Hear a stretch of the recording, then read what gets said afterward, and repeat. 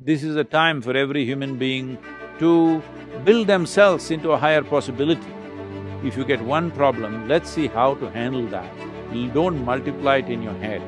If you shift this focus, we will go through any kind of time. When time to act in the world becomes open, you will be in a great advantage. If you're committed to enhancing your life, lifestyle will happen.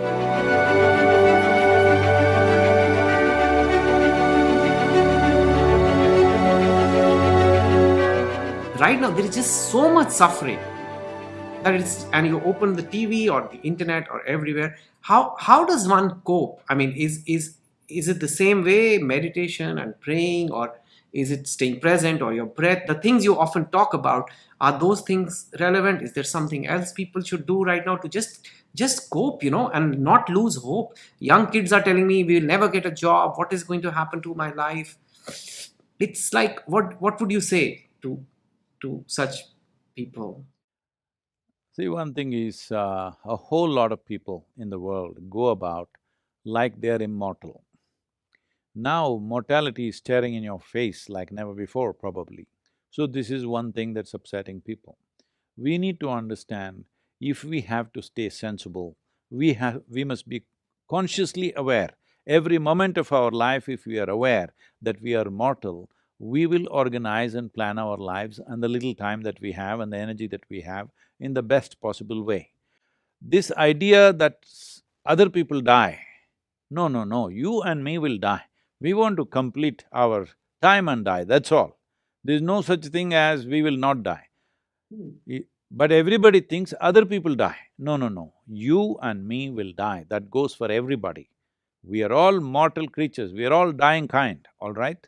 Now with the virus, it's staring in our face, but it was always staring in our face and we were missing the point. Having said that, this is not to be insensitive to the deaths that have happened, loss of dear ones, loss of economic losses, loss of jobs, everything. But we need to understand this. This is a time when mortality is so obvious to everybody. This is a time to understand our focus should be on the nature of our life and the quality of this life.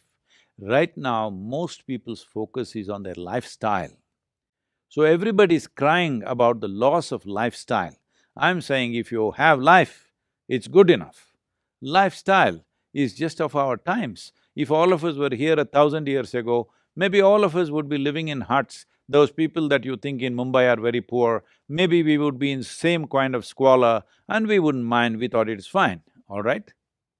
So right now, somebody else is living in a better house, comparing myself to that person, now I suffer my home. This need not be so. Do not be committed to lifestyle. Your commitment should be to make this life as beautiful as possible. If you shift this focus, we will go through any kind of time. We must understand this compared to previous generations of people. There were world wars, there were famines, there were terrible events that happened in the world and including in India, all right? This generation, we have not seen anything like that. This is a bad one, but still it's a soft ball. If you behave responsibly, it is not going to hit you. However responsible you are, if a war is happening, bombs would, bullets and bombs would just kill you, it doesn't matter where you are.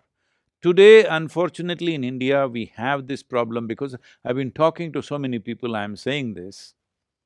People think war means it happens on the border. No, it is happening on the border, it is happening on the border because a few brave men and women are standing there, and because of their efficiency, it is happening only on the border. If they don't stand there, it will be happening in Delhi. If our soldiers are not doing their job well, their soldiers, the enemy soldiers will be walking on the streets, all right? And you know all the terrible things that have happened with the past invasions. Don't forget that. I'm saying that way, as a generation of people, in terms of comforts and conveniences, no generation ever had these kind of comforts and conveniences. No generation had survival better organized than this generation. We just have to make sure nobody starves, that's all. Rest of it is only loss of lifestyle. Don't make big fuss about it. This is a time for every human being to build themselves into a higher possibility, either in your competence, in your emotion, in your thought, in your experience of life, in your joyfulness, in your peacefulness, in every way, please use this time to upgrade yourself. When time to act in the world becomes open, you will be in a great advantage rather than sitting and crying. Right now, WHO is saying that it is not just this pandemic, there is going to be a mental pandemic and there's going to be a suicide pandemic. See, our problem is if we get one problem, we want to multiply it into many. No, if you get one problem, let's see how to handle that. Don't multiply it in your head. Yes, it is a serious issue, it's not a joke. Yes, there is tremendous losses for everybody, but focus on being committed to your life, not to your lifestyle. Then you will see everything will change in many ways. See, if you committed to a lifestyle without being committed to enhancing this life, inevitably, one way or the other, you will move into crime. Maybe crime outside of the law or crime within the law, but inevitably you will move into crime once you're committed to lifestyle. If you're committed to enhancing your life, lifestyle will happen according to our competence and in the times in which we live. See, we must understand our lifestyles are all not made by us. Our lifestyles are of the times. See, right now, in 23, 24 hours from India, I'm here in United States. If it was 100 years ago, coming to United States means probably 45, 50 days up and 45, 50 days down, all right? But people are saying this 22 hours of flight is too long. Repeatedly, they're telling me, I said, what is too long? I'm glad it's only 22 hours. Otherwise, people were, sitting on a steamship and going, before that on a sailboat, not even knowing whether they'll get there or not. So I'm saying we are having, as a generation of people, we have the best of everything. Never before humanity has had these kind of things. Now, if we commit to enhancing our life rather than just enhancing our lifestyles, we can become the best generation ever because our survival issues are largely settled. We must understand this. 300 years ago, if you want water in the morning, you had to walk down to the well or river or pond to carry 2 buckets of water. Today, how many young men and women are even capable of carrying 2 buckets of water a mile? Physically capable, they're not anymore. I'm saying. So you open the tap, water comes, hot water comes, cold water comes, everything happens, and you're cribbing and cribbing and cribbing. Please don't crib. Use your life because whether you do something or not, whether you're joyful or miserable, whether you're making something out of yourself or nothing out of yourself, time is rolling away.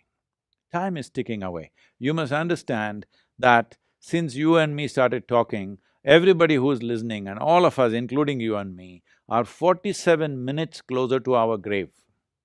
If you think about it once in a way, it causes paranoia. But if you listen to the body, every beat in the body, it is clearly saying it is mortal, all right? Always it is reminding you it is mortal. If you are conscious every moment of your life, well, you wouldn't want to waste one moment doing something that doesn't mean anything to you. You would do only what truly matters to you. If all of us were doing only what genuinely matters to us, we will be living in a fantastic world, pandemic or no pandemic.